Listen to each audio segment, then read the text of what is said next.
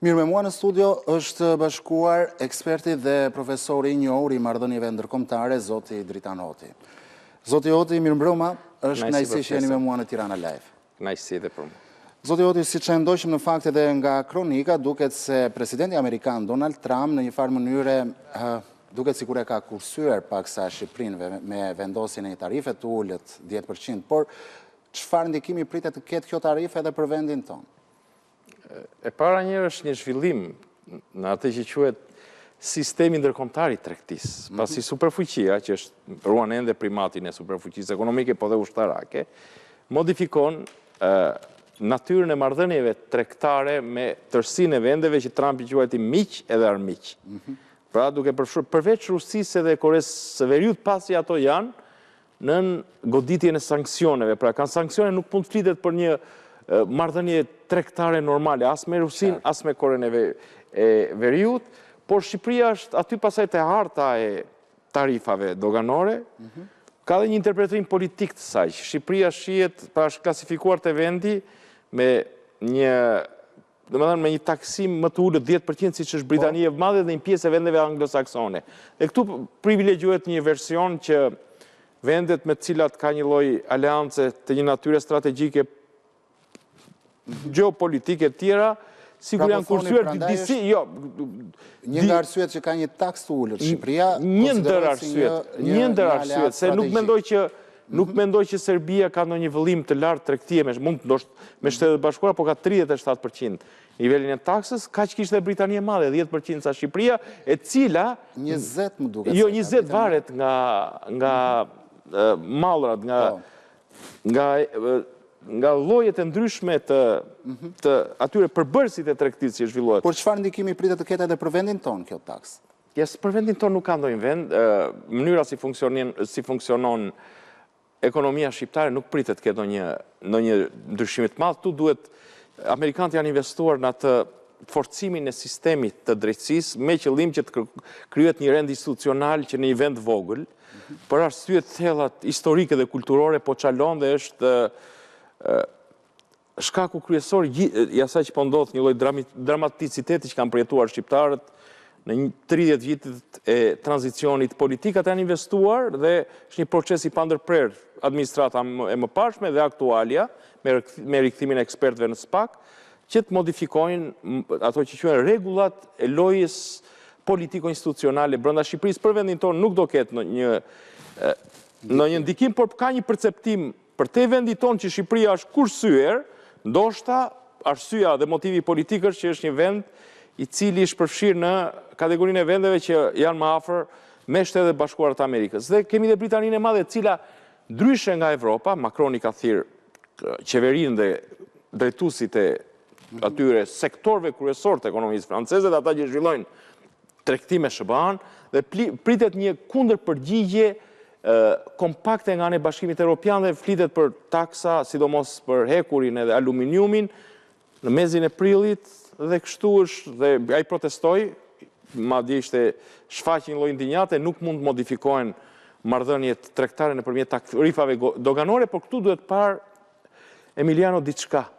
Duhen shqyrtuar ose kaluar në lup vend pas vendi përqindje tarifave. A ka respektuar në mënyrë, francezët thonë o pied la lettre, në mënyrë literale, në mënyrë, po quajmë fanatike Trumpi, konceptin e reciprocitetit, pra taksojnë mallrat amerikane me të njëjtën përqindje krahasimisht ose përkundrejt vendeve të caktuar ose vendeve reciproke, dhe këtu shikohet pasaj që Trumpi ka një perceptim që roli i Amerikës është një rol i përftuar nga jo, po jo një rol ku tjerë duhet përfitojnë përkundrejt saj. Dhe kështu do të krijohet një natyrë e re marrëdhënieve ndërkombëtare, tregtare ndërkombëtare, por mund provokojë edhe një tendencë tjetër që Evropa, Kina ose vendet tjera mund vazhdojnë me modalitete ndryshme tregtare, pra do të jetë në dy kaje, në dy drejtime tregtia i sistemi ndërkombëtar tregtar. Pra Amerika që favorizon proteksionizmin, se quhet proteksionizmi ekonomik,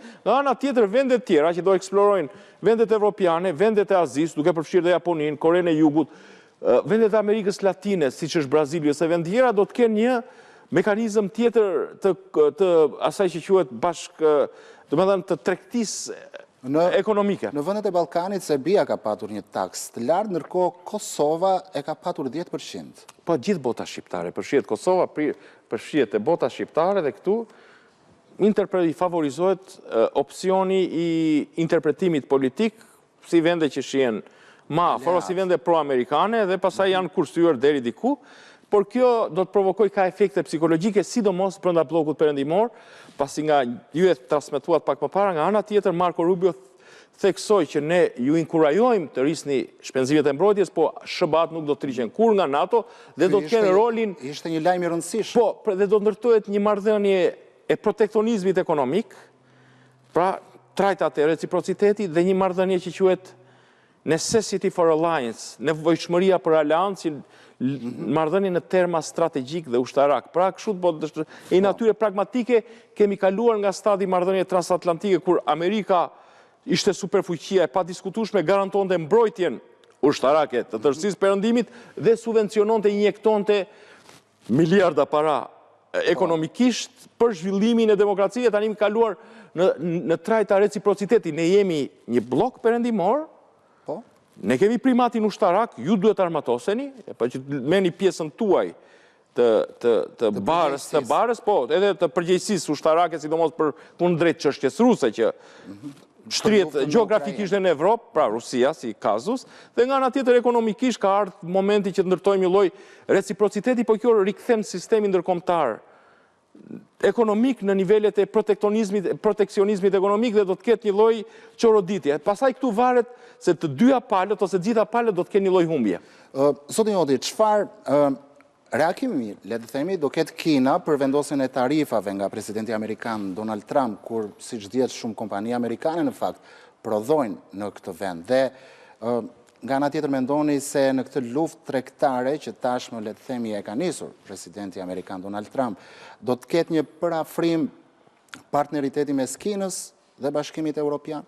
Po unë thash pa Kina do të përgjigjet, unë mendoj, nisur nga mënyra se si funksionojnë ata, do të ruaj nocionin e reciprocitetit, do të vendos të njëjtat taksa në të njëjtat përqindje përkundrejt Amerikës, dhe kjo do të krijojë një lloj tregtie selektive, një lloj bllokimi, sepse duhet menduar mirë tani cilat mallra, cilat produkte ja vlen që tregtohesh me këtë kostot taksimi. Ana tjetër unë thash pak më para, vendet si Kina po dhe Japonia që është një aleat strategjik dhe ushtarak dhe Kore e Jugut që ishin taksuar në një mënyrë të konsiderueshme, do të shikojnë, eksplorojnë, domethënë do të përforcojnë lidhje tregtare me vendet historike të Evropës, që kanë edhe një ekonomi të konsoliduar për popullsinë, peshën demografike dhe atë që quhen përmasën gjeografike, dhe do ndërtohet një sistem, do të kemi vazhdoi globalizmi ekonomik, po nga ana tjetër do të ketë një rikthim të proteksionizmit në marrëdhëniet tregtare me Shtetet Bashkuara të Amerikës. Kjo është filozofia e Trumpit. Mendoni se këto tarifa do e bëjnë Amerikën e Madhe? Kjo ngelet për të parë do të ketë përfitime, paralelisht po do të ketë edhe kosto. Por në Washington, për te deklaratave kontroverse edhe të J.D. Vance, edhe të këtij Elon Musk, ai nuk ka dhe shkollat politike, po është ka një lloj genialiteti në drejtime të sipërmarrjes teknologjike dhe kapitalistike. Por J.D. Vance dhe përfaqësues për te deklaratave pro Marine Le Penit, që nuk i kuptojnë sfidat e populizmit në Evropë, në Washington ekziston dhe një perceptim tjetër, që në Evropë ka pasur mjaftueshmërisht xhepa ose pole të anti-amerikanizmit që kanë shpërndarë, domethënë atë një lloj helmi anti-amerikan dhe epiqendre këtyre vendeve ka qenë Franca. Dhe era erës, në këtë këndvështrim, në këtë po e quajmë nëpërmjet këtij interpretimi, duhem parë edhe reagimet disi refuzuese, po dhe përçmuese të disa liderëve amerikan përkundrejt Evropës, jo tërësisë Evropës, por është një kombinim i perceptimeve tyre deri diku populiste edhe njohurisë që ata kanë pasur për anti-amerikanizmin evropian, i cili ka qenë në trajta, po e quajmë deri diku koherente, pasi sidomos në Francë ka qenë që nga kohë e Charles de Gaullit ka qenë i vazhdueshëm. Gjithmonë për këtë temë, zoti Joti, ka shumë për të folur dhe si gjithmonë biseda me ju në studio është kënaqësi. Kënaqësi dhe për mua.